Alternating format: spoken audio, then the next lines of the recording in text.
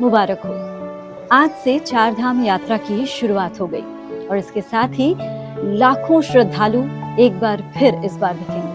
लेकिन क्या आपको पता है कि टाइम टेबल क्या है और किस तरह से ये चीजें होंगी? तो चलिए आपको छोटा सा एक गाइड दे देती हूँ। सबसे पहले तो मैं आपको ये बता दूं कि गंगोत्री और यमुनोत्री के कपाट आज खुल गए।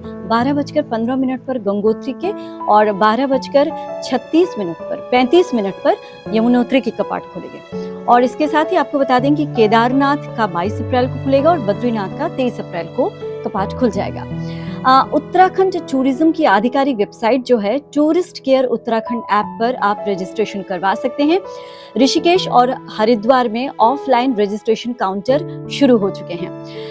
इस साल की यात्रा के लिए उत्तराखंड सरकार ने श्रद्धालुओं की सुविधा और सुरक्षा के कुछ विशेष इंतजाम किए हैं। चलिए उस पर भी बात करेंगे। रूट और स्वास्थ्य सुविधाओं के बारे में थोड़ी सी जानकारी मैं देना चाहूंगी।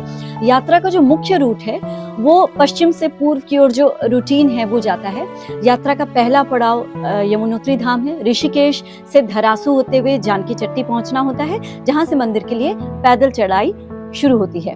गंगोत्री धाम की अगर बात करें तो यमुनोत्री के बाद उत्तरकाशी होते हुए गंगोत्री पहुंचा जाता है और ये मार्ग पूरी तरह सड़क से जुड़ा हुआ है, कहीं कोई दिक्कत नहीं है। केदारनाथ धाम, इन दोनों के बाद केदारनाथ धाम की बारी आती है, जिसके बाद श्रद्धालु जो हैं वो रुद्रप्रयाग के रास्ते सोनप्रयाग या गौरीकुंड पहुंचते हैं। यहाँ से करीब 16 से 18 किलोमीटर की पैदल चढ़ाई या हेलीकॉप्टर सेवा लेनी होती है। बद्रीनाथ धाम जो आखिरी चौथा धाम है, जहाँ जोशीमठ के रास्ते सड़क मार्ग से आसानी से पहुंचा जा सकता है।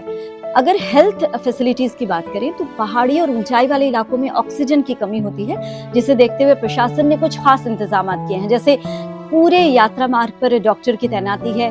लगभग 169 डॉक्टर तैनात किए गए हैं ताकि किसी भी तरह की आपातकालीन स्थिति से तुरंत निपटा जा सके।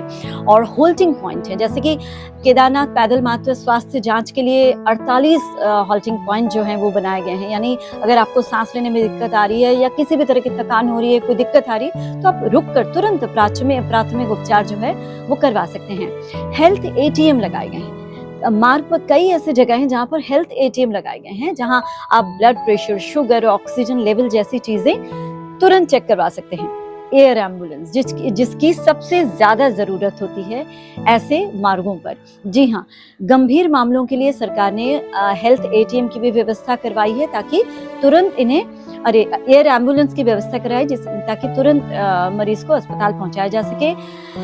पार्किंग व्यवस्था की बात करते हैं, जो लोग अपनी अपनी गाड़ियों से आ रहे हैं, श्रद्धालुओं की जो कि बहुत ज्यादा भीड़ होगी, इसके लिए 16 सुपर जोन बनाए गए हैं और 54,000 वाहनों के लिए 118 पार्किंग स्थल बनाए गए हैं। लेकिन रजिस्ट्रेशन कंपलसरी है। निकलने से पहले टूरिस्ट केयर उत्तराखंड पर रजिस्ट्रेशन करवा लें, ये जो वेबसाइट है। और आपकी जानकारी के लिए बता दूं कि अब तक 18,25,000 से भी ज्यादा लोग रजिस्ट्रेशन करवा चुके हैं और जब तक आप ये वीडियो देख रहे होंगे तब तक तो ये संख्या जो है, आंकड़ा जो है वो और बढ़ चुका होगा।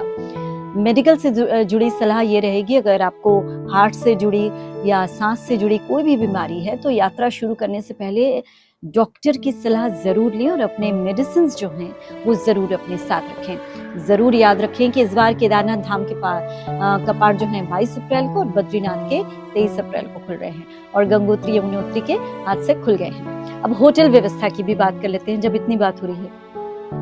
होटल और रुकने की व्यवस्था जो है उसके लिए भी आपके पास कई वेबसाइट है, जैसे GMVN गेस्ट हाउस जो है वो सरकारी है। उत्तराखंड सरकार के गढ़वाल मंडल विकास निगम के गेस्ट हाउस सबसे भरोसेमंद माने जाते हैं। चारों धामों उनके पैदल मार्ग पर उपलब्ध हैं। आप GMVN की आधिकारिक वेबसाइट के माध्यम से ऑनलाइन बुकिंग करवा सकते हैं। यहाँ आपको डॉर्मेट्री से लेकर डीलक्स रूम तक सब कुछ मिल जाएगा।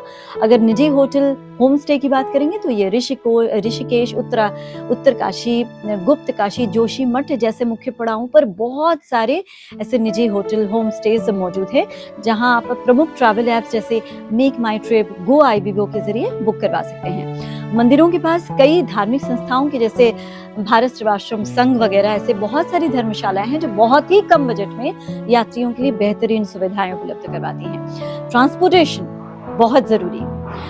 बस सेवा यानी ऋषिकेश और हरिद्वार से उत्तराखंड परिवहन निगम जो है UTC जो है और निजी ऑपरेटरों की बसें नियमित तरीके से चल रही हैं। संयुक्त रोटेशन की बसें चार धाम यात्रा के लिए सबसे लोकप्रिय हैं, यानी चार धाम इकट्ठा करवाती हैं। अगर आप ऋषिकेश या देहरादून से पूरी यात्रा के लिए प्राइवेट टैक्सी जैसे इनोवा, बोलेरो, टेम्पो ट्रैवलर वगैरह बुक करवाना चाहते हैं तो उसके लिए भी सेवाएं उपलब्ध हैं।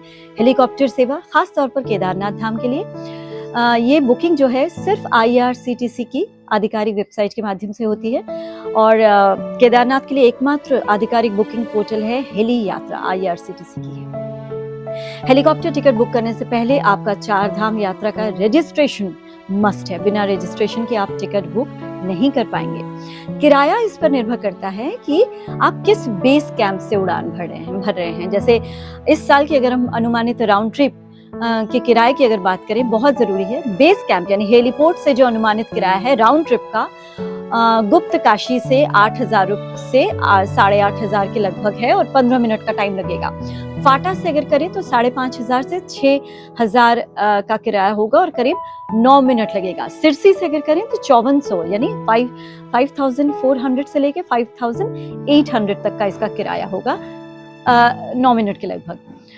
और स्लॉट टाइमिंग की अगर बात करें तो 2 स्लॉट होते हैं, सुबह 6 बजे से लेकर दोपहर 12 बजे तक की और दोपहर 12 बजे से शाम 6 बजे तक की। वर्तमान में यानी इस समय की अगर बात करें तो कपाट खुलने का जो शुरुआती दिन होता है उसमें स्लॉट बहुत तेजी से भर रहे हैं, समय बिल्कुल नहीं है। आपको पोर्टल पर लॉगिन करके चुनी हुई तारीख के लिए रियल टाइम अवेलेबिलिटी चेक करनी होगी, यानी आपके मुताबिक नहीं मिलने वाली है। जब आपको मिलेगा तभी आप कर सकते हैं। कुछ चीजों पर आप जरूर ध्यान दें कि इस टाइम पर चूंकि रजिस्ट्रेशन चल रहा है तो बहुत ज्यादा धोखाधड़ी हो रही है। 4 धाम यात्रा के ऑफिशियल रजिस्ट्रेशन बताकर कई लोग धोखाधड़ी कर रहे हैं। व्हाट्सएप पर इस तरह के मैसेजेस आ रहे हैं, तो इन चीजों पर ध्यान में दीजिए। सिर्फ और सिर्फ ऑफिशियल जानकारी साथ रखिए। जो भी हमने आपको बताई वो ऑफिशियल जानकारी है।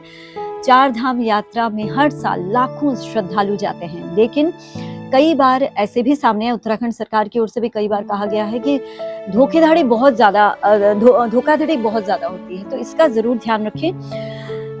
रिफंड पॉलिसीज भी हैं सरकार की, तो इन तमाम चीजों का अगर आप ध्यान रखेंगे तो यात्रा बहुत बेहतर होगी। तो ध्यान रखिए कि आज गंगोत्री और यमुनोत्री की यात्रा शुरू हो चुकी है और 22 और 23 यानी 22 को केदारनाथ धाम के कपाट खुलेंगे और 23 को बद्रीनाथ धाम के कपाट खुलेंगे।